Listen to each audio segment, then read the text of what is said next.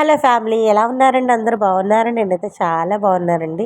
ఇది మీకు Saturday evening దగ్గర నుంచి సండే మధ్యాహ్నం వరకు అరౌండ్ ఉంటుందండి వ్లాగ్. నేను సాటర్డే ఒక ఫంక్షన్కి వెళ్ళేది ఉంటే వెళ్ళొచ్చాము. వచ్చిన తర్వాత ఇంకేమీ పనులు అలాగే కుకింగ్ ఏమీ లేదు కాబట్టి తోమిన గిన్నెలన్నీ ఎక్కడెక్కడ సర్దేసుకున్నాను. ఇంకా లైట్ కూడా ఫెయిల్ అయిపోయింది. 8 అలా అయిపోయిందండి. మా బాబు అయితే మా సిస్టర్ వాళ్ళతో బయటకు వెళ్ళాడు. వాడు టిఫిన్ తీసుకొచ్చేస్తాను అన్నాడు. పాప ఫంక్షన్కి వెళ్ళొచ్చిన తర్వాత పడుకుంది. నేనైతే ఇగో గిన్నెలు అవి కొన్ని ఉన్నాయి సర్దేసుకుని ఇంకా లోపల పెట్టేసుకున్న తర్వాత పిల్లల బట్టలు అవి కొత్త బట్టలు ఫంక్షన్కి వెళ్ళి వచ్చినవి అవి విప్పి కుర్చీలో అది వేస్తారు అవి కూడా తీసి మడతలు పెట్టడం కానీ లేకపోతే ఆరేయడం కానీ ఏమైనా ఒకటి చేద్దాము అన్నట్టుగా లేచాను. లేచి ముందైతే గిన్నెలన్నీ వాటి ప్లేస్లో పెట్టేసుకుంటున్నానండి. పెట్టేసుకున్న తర్వాత ఒకసారి స్టవ్ అది నీట్గానే ఉందా చూసుకున్నాను. బాగానే ఉన్నాయండి అన్నీని. ఇదిగోండి ఇంకా వాటరు అవన్నీ కూడా ఎలా పడితే అలా చిందరవందరగా పెట్టేసి వెళ్ళిపోయారు పిల్లలు. అవన్నీ చక్కగా నేను ఎక్కడొక్కడ సర్దేసుకున్నానండి. ఇదిగోండి బట్టలు తీసి ఆరేస్తున్నానండి తీగల మీద. కొత్త డ్రెస్సెస్ ఆ స్కూల్ నుంచి వచ్చారండి ఈరోజు. అండ్ ఆగస్ట్ 15th కదా, పాప అయితే స్కూల్కి వెళ్ళి వచ్చింది కాబట్టి మళ్ళీ స్కూల్ డ్రెస్ అది అలా పడేసిందనమాట. అవన్నీ ఆరేయడము అలాగే ఫంక్షన్కి వెళ్ళి వచ్చిన బట్టలు ఆరేయడము అవన్నీ కూడా చేసుకున్న తర్వాత నేను ఇంకా లోపలికి అయితే వెళ్ళిపోయానండి. లోపలికి వెళ్ళిపోయిన తర్వాత అయితే టిఫిన్ తీసుకొచ్చేసాడు. తినేసి పడుకున్నామండి. ఇది నెక్స్ట్ డే మార్నింగ్ అన్నమాట. నెక్స్ట్ డే మార్నింగ్ అయితే నేను లేచి ఒకసారి అసలు ఫ్రిడ్జ్లో పాలు ఉన్నాయా లేదా అని ఒకసారి చూసానండి. ఎక్కడ కనిపించలేదు నాకు. పెరుగు అయితేనే ఉంది, పాలు లేవు. ఇంక సరేలే బాబు లేచాక తెమ్మనొచ్చులే అన్నట్లుగా నేను ఇంకా వెళ్ళి ఫ్రెష్ అయితే అయిపోయానండి. ఇంకా పాలు తెచ్చిన తర్వాత కాఫీ పెట్టుకోవచ్చని ఫ్రెష్ అయిపోయి ఇంట్లో ఇడ్లీ పిండి ఉంటే శుభ్రంగా అది తీసుకొని నేను అందులో కాస్త వరిపిండి కలుపుకొని దోశలు వేసానండి. రాత్రి బాబు తెచ్చిన పుల్కాల్లో కర్రీ అయితే చాలానే మిగిలిపోయింది కాబట్టి ఆ కర్రీని కూడా వేడి చేసుకొని చక్కగా ఈ దోశల్లో కాజు పన్నీర్ కర్రీ అయితే మేము తినేసామన్నమాట. తినేసిన తర్వాత ఇంకా లంచ్ ప్రిపేర్ చేయడమే మిగిలింది. ఇదిగోండి పిండిలో కాస్త వరిపిండి కలిపి బాగా కలుపుకుంటేనే కానీ బాగా రావన్నమాట. ఇది కొంచెం లెఫ్ట్ ఓవర్దన్నమాట. నేను 5-6 డేస్ నుంచి సరిగ్గా వంట అయితే చేయట్లేదండి.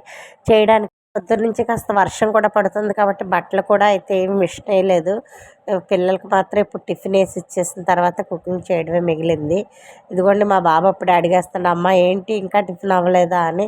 నేను తోముకున్న స్టవ్వే కాబట్టి ఒకసారి క్లాత్ పెట్టి తుడిచేసి వాటర్ రేక్ పెట్టుకొని నేను దోశలు అయితే వేసేసుకుంటున్నానండి. అదిగోండి ఫ్రిడ్జ్లో ఆల్రెడీ కర్రీ ఉందని చెప్పాను కదా, ఆ కర్రీ కూడా నేను గిన్నెలో పెట్టి పక్క స్టవ్ మీద వేడి చేస్తున్నాను. చక్కగా వాళ్ళు టీవీలు చూసుకుంటున్నారండి. టీవీ చూసుకుంటూ వచ్చి టిఫిన్ అయితే తినేస్తారన్నమాట. ఇప్పుడు మా హస్బెండ్ కూడా ఇప్పుడే లేచారు. కానీ ఈరోజైతే నేను ఇంకా పాలైతే కాయలేదండి. ఎందుకంటే మా వాడు అన్నాడు, నేను టిఫిన్ తిన్న తర్వాత తీసుకొస్తాను పాల ప్యాకెట్ అన్నాడు. సరేలే అయితే వెళ్ళు అనేసి నేనేం మాట్లాడలేదు. ఇగో దోశలు వేసి ఇచ్చేస్తున్నాను. వాడు వచ్చి ఇంకా చెకింగ్ చేసుకుంటున్నాడు అవుతున్నాయా లేదా అని.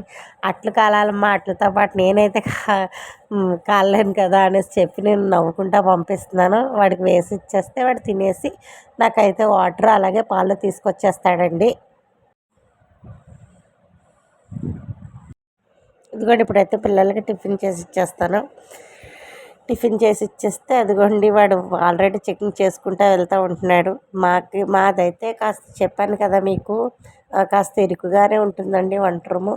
కానీ నాకు ఇలా సరిపోతుంది, నేను బాగానే చేసుకోగలుగుతున్నాను. పొద్దున్నైతే వాన వచ్చింది కానీ ఇప్పుడైతే కాస్త ఎండ కూడా వచ్చింది, ఎండ తెరిపించింది. ఇంక ఈసారి అయితే చక్కచక్క ఇదిగోండి ఫ్రిడ్జ్లో చిక్కుడుకాయ ముక్కలు తీసుకుని చిక్కుడుకాయ కర్రీ చేసుకోవడానికి ట్రై చేశాను. ఎందుకంటే నేను ములక్కాడ బంగాళదుంప వండమన్నారు కానీ పిల్లలు ఇంకా అదే అవుతుందని ఫ్రిడ్జ్ చెక్ చేసుకుంటూ ఉండే చిక్కుడుకాయలు ఉన్నాయి. చక్కగా చిక్కుడుకాయ టమాటా కర్రీ చేశాను. చెల్లి వాళ్ళ కోసం ఆనపకాయ పప్పు చేశాను కాబట్టి మాకు ఈ 2 కర్రీస్ ఇవాళ అయితే సరిపోతాయండి. ఈరోజు పెద్ద ఎండ లేదు కాబట్టి బట్టలు కూడా మిషన్ వేయలేదు. పిల్లలు ఇంట్లో ఉన్నప్పుడు నేను చేసుకునే కంటే పిల్లలు లేకపోతేనే చేస్తే నాకు హ్యాపీగా అనిపిస్తుంది. అందుకోసం అనేసి నేను హాయిగా ఈరోజైతే మిషన్ కూడా ఏం వేయలేదు. ఉన్నవి మాత్రం కడిగేసుకుని సర్దేసుకుని ఎక్కడొక్కడ పెట్టేసుకున్నాను. కొంచెం రొటీన్లో పడాలండి, ఎందుకంటే కాస్త డిస్టర్బ్గా ఉంది బ్రెయిను. ఏం లేదండి, ఒక చిన్న ఇన్సిడెంట్ జరిగింది మా వీధిలో. ఏంటి అంటే చెప్పాను కదా, మనసు భారంగా ఉన్నా బాధగా ఉన్నా అంటే ఏం కాదండి, మాతో పాటు కలిసి తిరిగి మాతో పాటు ఉన్న ఒక మా ఫ్రెండ్ లైక్ బాగా తెలుసున్న ఆవిడే ఏమైందంటే అన్ఎక్స్పెక్టెడ్గా అనుకోకుండా కరెంట్ షాక్ కొట్టి ఆవిడ కొంచెం దెయ్యారు. దానివల్ల మాకు ఏంటంటే తట్టుకోలేకపోతున్నాం అనమాట. ఏంటి ఇంత విచిత్రమా అన్న ఒక ఫీలింగు, బాధ మాకు అనిపించేస్తుంది అనమాట. ఎందుకంటే రోజు రెగ్యులర్గా చూస్తాము, మాట్లాడతాము. అలా మనిషి లేరు అంటే దానికోసమే మేము కొంచెం వీడియోస్ పెట్టినప్పుడు కూడా కాస్త లేట్ అవుతుంది. ఏంటి అంటే మనము అది జీర్ణించుకోవడానికి కాస్త టైం పడుతుందన్నమాట అండి. ఇంకా నాకంటే కూడా మా సిస్టర్ వాళ్ళైతే ఇంకా చాలా బాధపడుతున్నారు. వాళ్ళకైతే ఇంకా చాలా అలవాటు కదా! నాకంటే ఇంకా కొంచెం తక్కువ. అయినా నాకే అదోలా ఉంటుంది. ఏంటో అండి అసలు మనిషి జీవితం ఎంతసేపు మరీ ఇంత విచిత్రమా లాగా అయిపోతున్నాయి రోజులు. బయటికి వెళ్ళిన వాళ్ళు ఇంటికి వచ్చే వరకు భయం, ఇంట్లో ఉన్న వాళ్ళు ఫోన్ ఎత్తకపోయినా భయం. ఏంటి ఇవన్నీ ఇలా అంటారా అనుకుంటాము. కానీ అవి మాత్రం సర్టెన్ డేస్ ఈ రోజుల్లో జరుగుతున్న సిచ్యువేషన్స్ అన్నిటికి కూడా చాలా రిలేటబుల్గానే ఉన్నాయండి.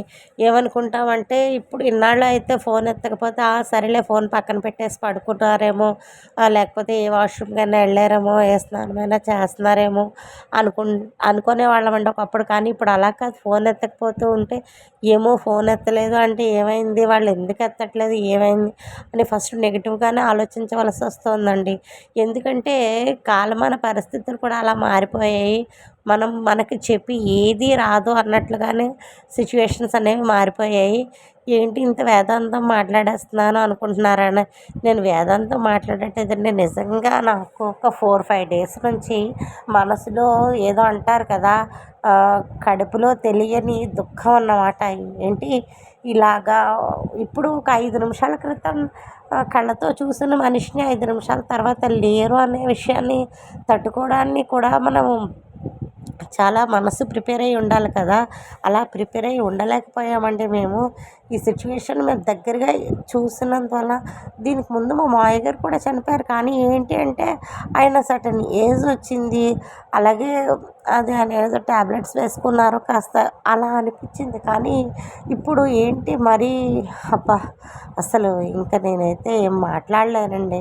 నేను ఇంకా మ్యూజిక్ పెట్టేద్దాం అనుకుంటున్నానండి. ఇంకైతే నాకు మాట్లాడడానికి మాటలు కూడా రావట్లేదండి.